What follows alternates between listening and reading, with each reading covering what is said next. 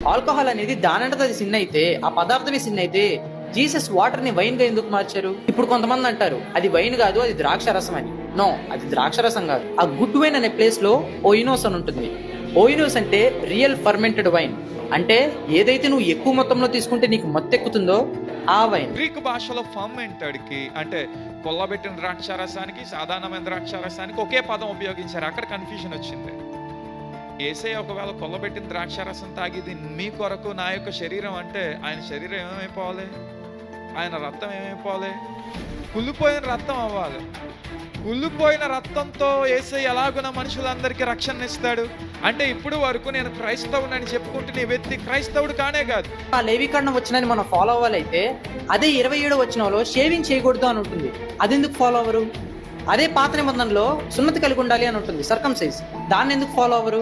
Only ఇది మాత్రమే ఎందుకు ఫాలో అవ్వాలి? టాటూస్ గురించి మాట్లాడుతూ దాంట్లో షేవింగ్ గురించి, దాంట్లో మళ్ళీ సున్నతి గురించి ఇదంతా తీసుకురావడం జస్ట్ కన్ఫ్యూజన్.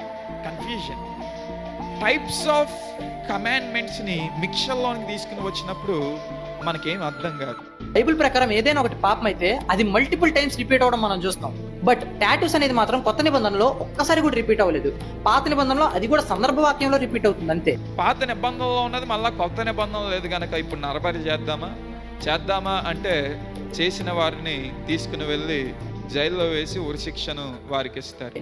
అంతేగాని ఏదన్నా అకేషనల్ గా చిన్న అమౌంట్ ఆఫ్ వైన్ తీసుకుంటే ఆల్కహాల్ తీసుకుంటే అది పాపం అవ్వదు. ఎందుకంటే బైబిల్ అనేది సెల్ఫ్ కంట్రోల్ గురించి చెప్తుంది, అంతేగాని ప్రతిదాన్ని అవాయిడ్ చేయండి అని కాదు. కొంచెం మొత్తాదులో తీసుకుంటే తప్పు కాదు, మత్తులు అయిపోతేనే తప్పు అంటే తప్పు ఎప్పటికీ కూడా తప్పే. Sin is sin, always sin. పాపము ఎప్పటికీ పాపమే, నేరము ఎప్పటికీ నేరమే.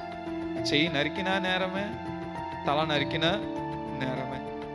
దొంగతనం 10 రూపాయలు చేసినా నేరమే, 100 రూపాయలు చేసినా, లక్షలు చేసినా నేరమే. ఏదైనా నేరమే.